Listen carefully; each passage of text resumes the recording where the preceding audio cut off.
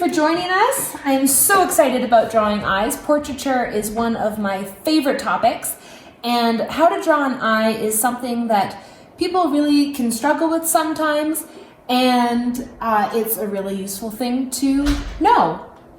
So we're going to talk a lot about kind of assumptions, and then we're going to get into details of how to break those assumptions down and see things more objectively so that it's going to help you draw more realistically. So first we're just going to talk about some simple eyeball anatomy, good things to know. So Chris, can they see this? So the eye, as you might know, is really a sphere, and this is the actual eyeball. So how do we get from a sphere to this that we see in real life? So the white part of the eye is called the sclera, but you can call it the whites of the eyes. And then there is the iris, which is the colorful part. And then the pupil is the dark spot in the middle of the iris. Okay, so we should all have that. Now, when you're looking at an eye straight on, the iris appears to be a circle. And this is accurate, but what we're depicting over here is that as we look around and no longer look at the subject straight on, this circle turns more and more into an oval the further away it's looking. And so I've drawn that here. If you're looking at about a 45-degree angle to the left or right, it's more of an oval, and if you're looking to the edges of your eye, it's even more of a tall, skinny oval. And then on top of that, what we have over here is the upper eyelid and the lower eyelid. And then we'll get into things like the eyelid creases, the tear duct, and where the eyelashes are placed to create this overall image. So how we're going to start isn't with an eyeball like a sphere, but we're going to start by just drawing what we see. And hopefully you've got this image downloaded and can follow along. But one thing to point out is we're going to just mark the edges of the eye. And when I say that, I mean we're going to mark the two corners, one of the tear duct and one of the outer crease of where the eyelids meet. So we're just going to put those 2 points on our page just to get started. And then we're going to draw this top eyelid here where the eyelashes are coming out. Now the eyelashes are going to be the last thing we're going to draw, so first we're just going to get the major shapes. So what most people want to do when they draw an eye is, we go back to kindergarten when we thought eyes looked like this or eyes looked like this. So today we are going to rewrite that thinking and look at it more realistically. Now I'm just going to move this over because of those sample drawings. So we'll come redraw the edges of our eyes here. Now the top eyelid, rather than this shape, actually has more like 3 planes, kind of like that. And you want to look at the reference photo and see where this peak is. See the highest point of the eye. And where that is on this eye is right about here. So comes up, flattens a little bit, but is still rounded, and then comes down at this quite sharp angle here. And the other thing before we draw it is I will point out that the tip of this tear duct is actually slightly lower than the point where the two eyelids meet on the outer edge. So how we're going to start, and I suggest drawing this fairly lightly just so you can erase more easily, is coming down a bit like that. Now I'm drawing at an angle which makes this much harder to see, so I'm not entirely pleased with that, so I'm going to just redo it thanks to the eraser. Okay, now I'm going to round it out and then come back down to that corner. Okay, now for the lower eyelid, just so we can close this shape, I'm going to start with the tear duct side, and we notice that this is actually quite rounded. So we're going to draw that, and then it scoops up to meet here. So where we're going with this is it's quite flat on the bottom of the eye, all the way to just the right of the iris here, and then it's going to scoop up to meet that corner. And coming back to our, maybe preconceived ideas, is that this is not perfectly round either. So while this is the peak up here, if a face is relaxed and looking at you straight on, the lowest peak of the lower eyelid is usually about here, with of course the eye in the middle and the tear duct coming down. Okay, so again, just drawing it pretty faintly in case you need to erase. And then once you get part way up, round and scoop up to meet that corner. Okay, now for the fun bit, which is the iris. It's definitely the most exciting. So in a relaxed, natural look, the iris is naturally cut off on the top and usually cut off on the bottom by the lower eyelid. So this example we have here is actually not cut off.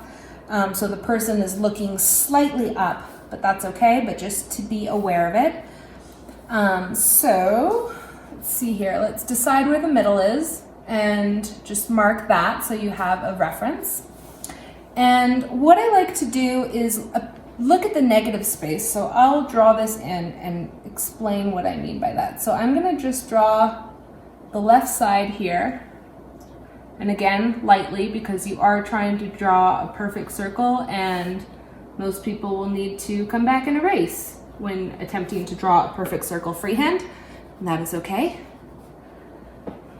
All right. So what I meant by negative space is that if the iris is our focal point and our subject, I want to look at the white of the eye and ask myself, what shape does it make?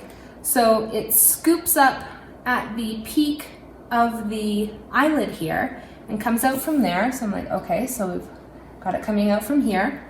And then you can see what shape it makes over here. For instance, if we were to draw an eye that is looking over here to the right and becoming more oval, your negative space, or the whites of the eye, is going to be quite a bit different on this this view. And then the other thing about looking at negative space is with this reference that we're working from, you're going to see that the white on the left of the iris is the same amount of white space on the right of the iris. So again, I'm just going to come in here and connect that, and that tells me my center point is actually moved more to there, which we're going to come back to. Okay, so now you have your iris sketched in. So now what I want to point out is above the eye, where the eyelid comes down, we actually have some depth to that. So this, if we come over here and this is the eyeball, and we're going to draw an eyelid from the side, it's actually, of course, going to come, we'll pretend that that is the eye looking in that direction.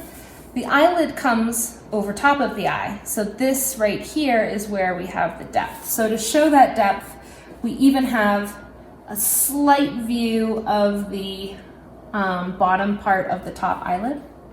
So I'm gonna draw that in, and we'll finish that later, but especially underneath. This is where it's really common to see the depth of that eyelid. So you'll notice there is, that beige space here. So where I've placed my iris has given me enough room to draw that in like that. Okay. And now the actual fold of the top eyelid really changes person to person, so you do want to pay close attention to what that looks like for the person you're drawing.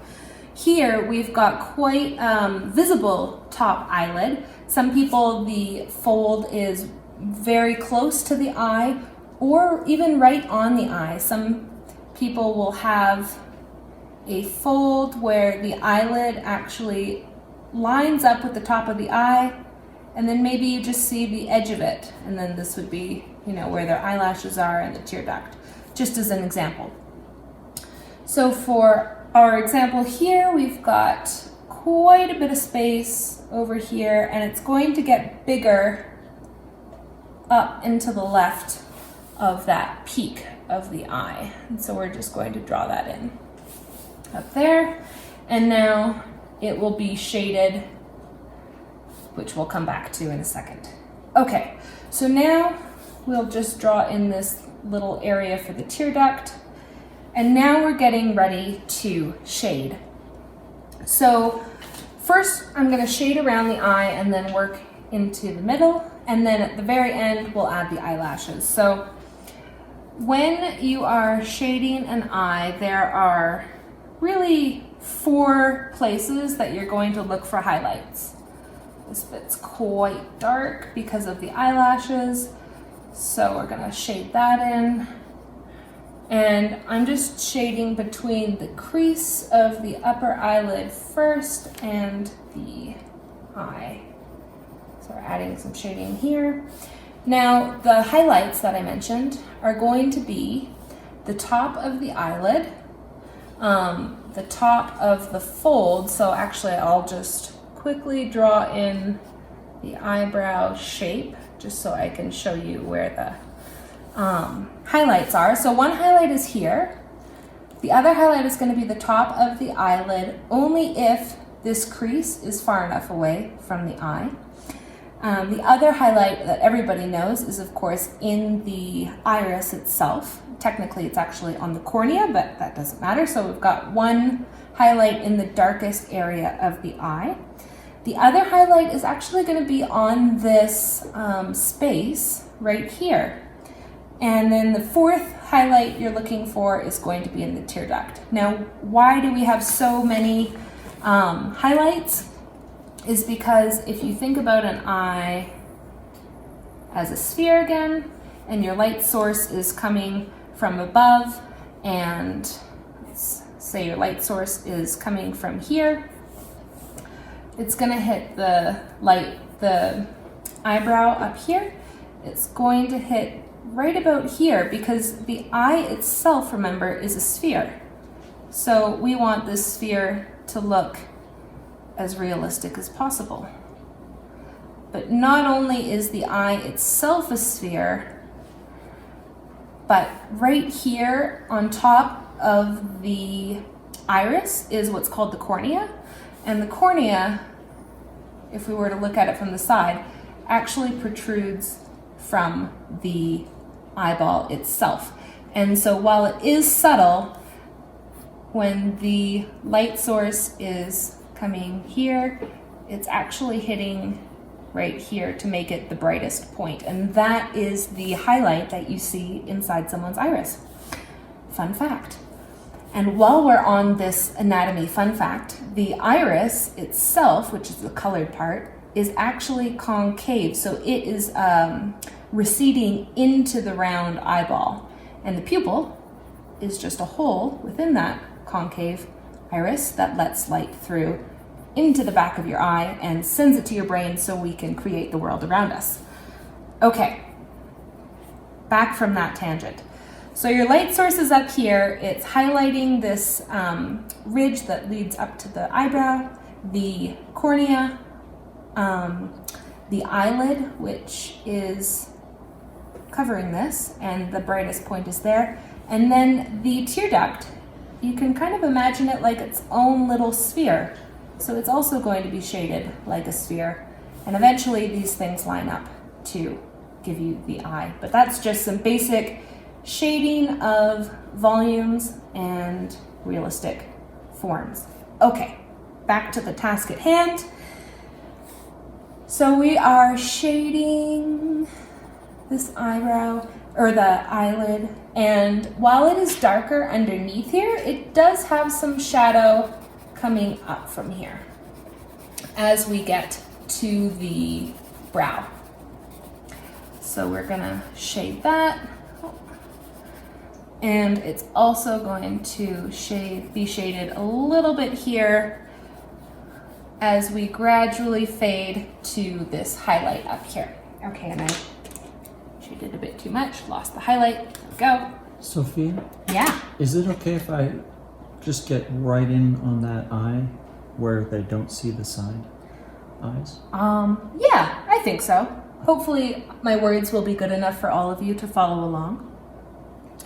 Okay, so we've shaded in here, and we can darken it and come back to that, but just to give you that basic point, we're gonna make this the darkest area, and this gradually fades up to the eyebrow. Okay, so now coming back to our sphere of an eyeball that is hidden behind all of this, we want to shade the whites of the eye. Now, coming back to our, preconceived ideas of what it means to draw an eye, most people think that the whites of the eyes are white and therefore should stay white. But to make it more realistic, you actually want to add quite a bit of shading to suggest to the viewer that we are looking at a sphere. And when you're shading an eye, because this eyelid is sitting on top of the eye, the top portion of the eyeball is always in shadow. Unless, of course, you're lit from underneath, in which case everything gets reversed. But that's not very common, and so we're going to shade it from the top, as you can see in your reference picture. All right, so we have a shadow there, and it even comes around on this side. And for shading, I do use the side of my pencil. It's going to give you some softer edges rather than using the tip of your pencil. And with the actual eye, so not only the whites of the eye, but the iris and the pupil area, it is quite glassy because it has moisture to it. It's a very smooth surface. So we want to make our shading as smooth as possible as well. Okay, so I'm happy with that for now, and we're gonna come back in if we need to and smooth that out. So as I said, because the eyes are so smooth as a surface, your blending stump is a terrific tool to shade or smooth out that shading. If you don't have one, that is okay too, but you'll at least see the effect here. And I'm now using this stump to actually come back in and add some very light shading to the entire white of the eye, because what that's going to do is it's going to make the white of the page where you want your actual highlights, chiefly this one, is going to pop out more if the whites of the eyes have more shading. Okay. Now for the fun part, which is the iris. So every iris, no matter what color the eye, always has a darker ring on the outside. Now, it's not a solid line. This green eye that we have, it's got quite a bit of texture to create that darker outer ring. So we're just gonna come in here and create all of these little lines that I'm gonna come back and smooth out with my paper blending stump. And when you're starting to shade, you really want to block out that highlight so that you don't go back into it. So we're going to block that out. Now this highlight is quite fun. It's got reflections of the model's eyelashes in it. So it's not a perfect circle. It's got some shaded areas coming down into that highlight. This person's obviously in a photo studio because they have a perfect round light. Some highlights are going to look different based on what the light source is for that person. You can even see reflections in people's eyes under certain circumstances. And then I'm going to mark where the pupil comes in, which starts, about 60% of the way from the left of the highlight, and then comes around like this. And again, we're going for that perfect circle, so it's not going to be perfect the first time around, and we can come back and shade that later. But I'm happy with that. And now we're going to shade the rest of the iris. So irises are of course different for everybody, but pretty much everybody has, radiating lines coming out from the pupil. Now this person has quite light eyes, which I chose because it lets you see a lot of the detail in their iris, which I think is super fun to draw. So you can take this as detailed as you want if you want to mark all of those little darker areas. And then also this person has a ring of kind of like darker greeny, hazily, amber, something or other that comes into the eye just a little bit. So that part is going to be, again, darker than the middle of the iris. And then we've got some fun lines here, another little dark spot. And then up at the top where the iris is in shadow from the eyelid, it's going to be quite a bit darker. Okay, so I'm happy with that. Now I'm going to come in with my paper stump and smooth this out, following the lines of the iris. So going in those radiating lines rather than shading, left to right or straight up and down or something like that. And make the outside edge quite a bit darker here. And there we go. Now I want to come back in, if you have a drawing set, using a lighter pencil. So I've got my H pencil here, and you want to make sure it's quite sharp for these little details. And I'm going to come back in and add some of these lines that separate the inner part of the iris from the outer part of the iris, and adding some of these little radiating details. Okay, now the reason I did the iris before doing the pupil is that if you come in and shade the pupil first, or the dark black center, when you go around with either your finger or your pencil or your hand or whatever you're using to smooth out those lines, it could be easy to get this really dark into the iris, and we don't want that. So I saved it for last, and now we're going to come back in. If you have a pencil set, I'm using a 6B for this. I'm going to make this nice and dark, give it a good amount of contrast.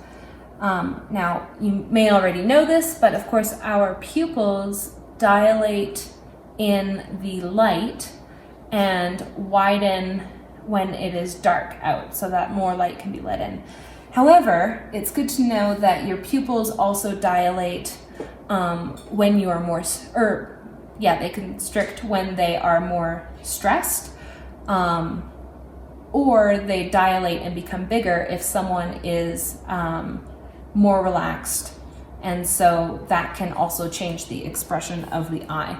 But again, like I said, I suspect this person was in a photo studio when this photo was taken, so they have quite a small pupil because they probably have a very bright light shining into their eye. Okay, and there we go. Okay, so now we're going to shade underneath the eye, and I'm going to use a light pencil again. So this is the eyelid under here. So we're pretending that it is coming over the sphere of an eyeball underneath it, and we're kind of describing that. Now I do want to point out the direction I'm shading in, so I don't want to shade straight up or down or left to right, but I'm kind of following that contour. And you want to keep it pretty light. For any of you who are ever interested in drawing a photo of a person for a gift, most people don't like very accentuated eyelids on their lower lid. So if you soften up the lines that you see down here, people are usually much happier with their portrait. For those of you who are used to portraiture or selling your portrait work, maybe you've had that fun experience, as many of us have had, of drawing that too pronounced for somebody and enjoying their reaction. Okay, and now the tear duct over here is, again, like its own little sphere. So we've got a highlight up here And on this person, they've got moist eyes, so there's a little highlight around. So I'm gonna come into the middle, shade here, and then where it dips under here is quite a bit darker, and at the top where it meets the eyeball and the upper eyelid. Okay, good enough. Now, I'm quite satisfied with this just as a rough draft. You do want to finish all of the shading, both underneath the eye and above the eye, before you come back in and add the eyelashes. And the reason for that is you might want to take a paper stump, actually I'm going to use this one, and darken these areas, because you might want to smooth out the shading to give it that really soft, subtle, or even more dramatic, but more smooth finished effect. Especially if you are drawing a woman who's wearing a lot of makeup, this is gonna get, smoother and smoother. And if you have the eyelashes on there, of course, if I were to do this, it would smudge all the eyelashes. So you have to be really satisfied with your shading before they get added. Okay, and then this has to be quite a bit darker, that underneath the eyelid. And now we're gonna add the eyelashes. So for this, I'm gonna use a darker pencil. Where's my 5B? And you do wanna make sure your pencil is quite sharp, because it's gonna give you those nice tapered edges. And the eyelashes are darker on the outside of the eye. So I'm gonna add some shadow right now just to help thicken them. Eyelashes will be more thick on women typically than men, especially if they're wearing mascara like our model is, and they curve. So rather than our ideas that, eyelashes are these straight, pokey things, they are not. They are all curved, and they kind of curve up to fun points, and they're gonna come out of the edge of the eyelid, sorry. So the first one, scoops, it's very fun. And I would always suggest starting at the eyelid and coming up like this, because that's going to help give you those nice tapered, realistic edges. And you don't want them all to scoop in the same direction. So I've got some that are going to cross over, some groups of ones, and that's gonna give you, again, that more realistic appearance. And they do cross over the upper fold of the eyelid on this person. So just be mindful of how high the eyelashes go on the image you're looking at or the person you're looking at. And then on this side, so in the middle right here, it's basically straight up and down just because of our viewpoint. And then as we come to the left of our drawing, they're of course gonna scoop the other direction, and they're gonna get smaller and smaller as you get to the inner corner of the eye, and thinner. So I'm gonna push a little less hard with my pencil. I'm gonna make them shorter, and then it will be more realistic. And of course you might want to sharpen your pencil between this. Okay, and I'll add a few more in over here. And then once you're satisfied with that, I also suggest taking another look. Are there any that come below the eyelid? Because that's very common. So we have a couple stray eyelashes that are coming down on this side, one that's scooping in front, and then these ones actually come down a bit, so you can see underneath, and that's going to give it that more realistic, three-dimensional, eyeball in space appearance. Now, while I was happy with the shading, I can of course add some more darks to this crease now that I've got my darker pencil.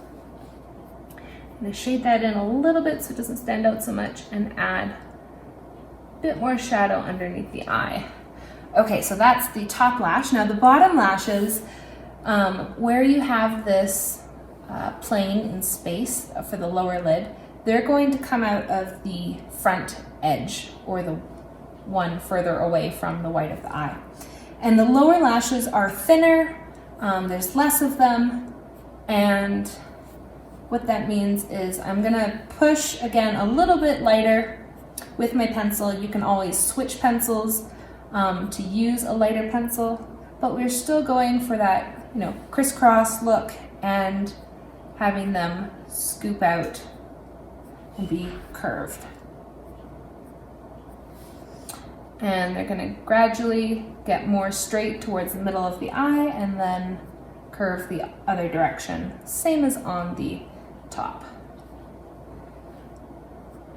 And let's add a couple more in here.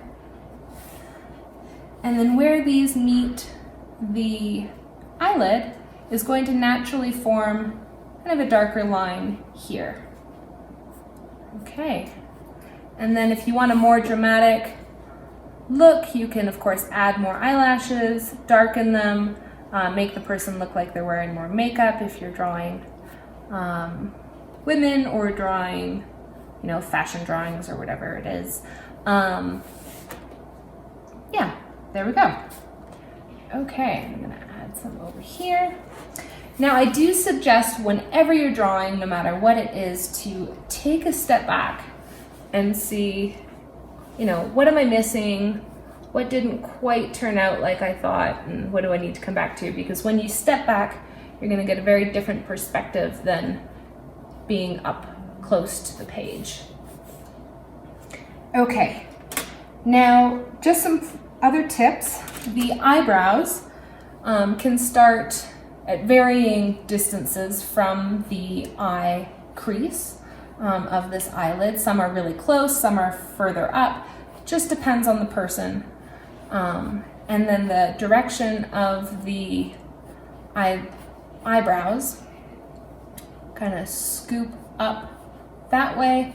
And again, I'm starting at the bottom of the eyelid or eyebrow and going into the eyebrow because it's going to be the direction that the hair is actually growing, and again give you that natural tapered look to the hair. And then the top comes down and meets that hair going up. And then it comes down over to the edge, and eyebrows get thinner as they go out to that edge. And then, you know, you've got the middle layer to give it some thickness and depth. And men have typically thicker eyebrows than women do. So this person has quite, you know, not terribly dark eyebrows, so I'm not going to shade this in too much. But there might be quite a bit of shadow underneath the eyebrow, especially if you're drawing a man with a more pronounced brow ridge.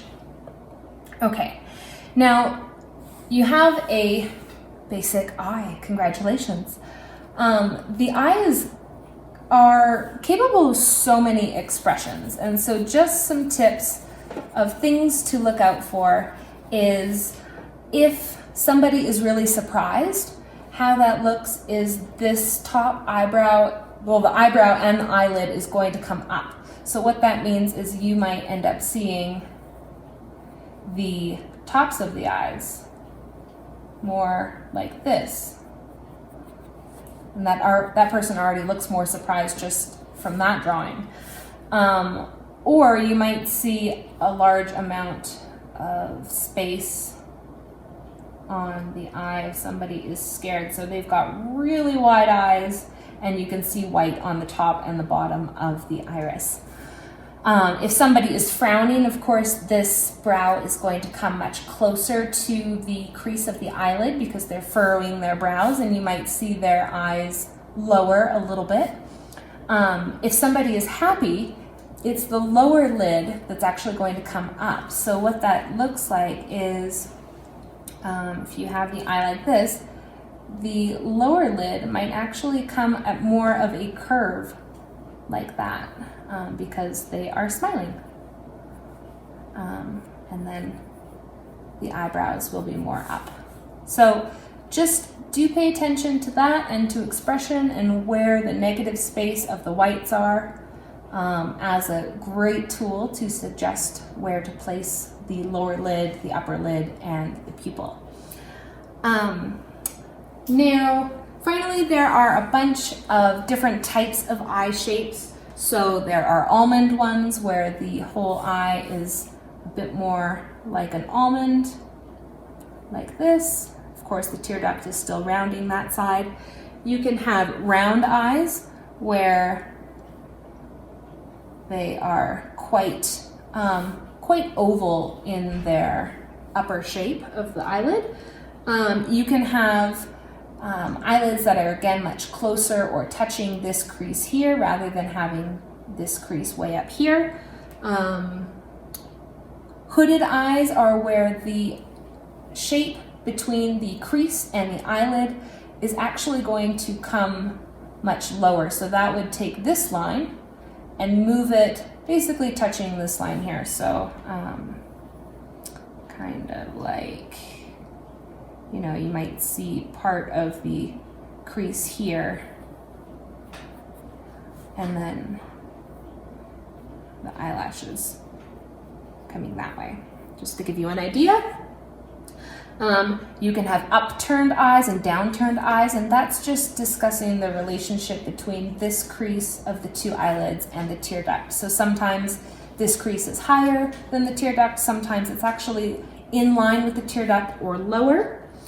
And then you can have close set eyes and wide set eyes, and what that means is it's great that you have one eye, but you're often drawing two eyes. And a fun tip is that most people, the length of one eye from side to side is perfectly equal to the distance between the eyes. And then the other eye will be the same width as well. So one distance, one distance, one distance.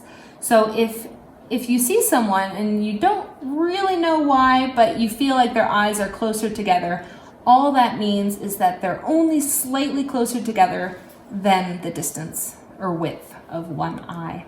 And you could have people with wide set eyes, and again, that just means they have more space than the distance of one eye. Anything else that I wanted to add to this lesson? I would say have fun mastering the basics, and then you can look at different perspectives, how eyes get foreshortened, again, when you're looking at different angles and how the pupil and iris goes from a perfect sphere to an oval as you're looking more and more to the right. So, you know, if you're looking out of the corner of your eye, watching that. And of course, remembering that the eye is round, you're adding that cast shadow and the tear duct to create that sense of reality. And there you go. So I hope this has been as much fun for you as it has been for me. And we look forward to seeing your drawings shared on our Artrageous community page or our Artrageous page in the comments. And until next time.